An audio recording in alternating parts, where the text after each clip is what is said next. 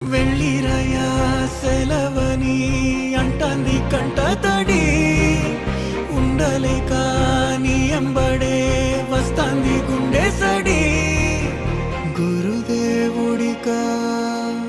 ఇంతటి శోకం వెలివేసినదా పాపపులో